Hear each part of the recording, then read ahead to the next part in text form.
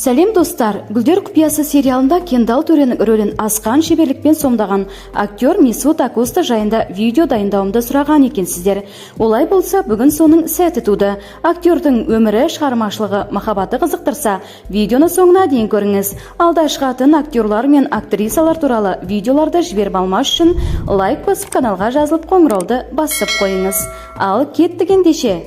Түріктің дарынды актері Месут Акоста 1964 жылы 22 ақпанда Түркияның Коnya қаласында дүниеге келген. Ол бала кезінен театр өнеріне әуес болған. Актерлік мектепке барып, өзінің жетістігімен жұртты таң қалдырып жүреді. Месут есейген кезде жергілікті театрда актер болып жұмыс істеп, алғашқы ақшасын да табады. Кейін осы қаражатқа Стамбулға көшіп, одан да беделді театрға жұмысқа орналасады.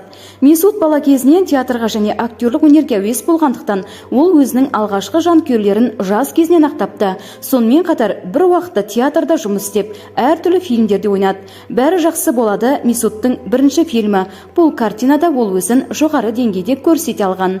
Өзінің мансабында Месут Акоста 15-тен астам фильмде басты рөлді сомдай алды. Оның ең танымал рөлі Қарагүл сериалында өте кәсіби ойнаған Кендалл рөлі болды. Сондай-ақ оның үнсіз дауыл, аспан шеті сияқты шығармалары да танымал. Бұл фильмдерде Барут пен Османды ойнаған. Жеке өміріне тоқталатын болсақ, Месут Акоста 2016 жылы 3 маусымда үйленген. Жұбайының есімі Шафак Йозбир. Үйлену тойы Лимак Еуразия қонақ үйінде өтті. Той барлық түрік дәстүрлері бойынша ұйымдастырылған. Керемет және шулы өтті.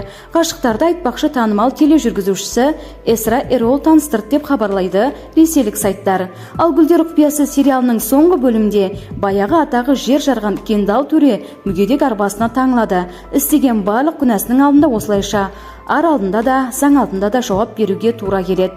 Достар, бүгінгі видео осымен тәмам. Алда қай артист туралы білгіңіз келеді, комментке жаза кетіңіз. Сіздермен болған әдеттегідей Асем ТВ арнасының жүргізушісі Асем Жұмалиева. Келесі кездескенше аман сау болыңыздар.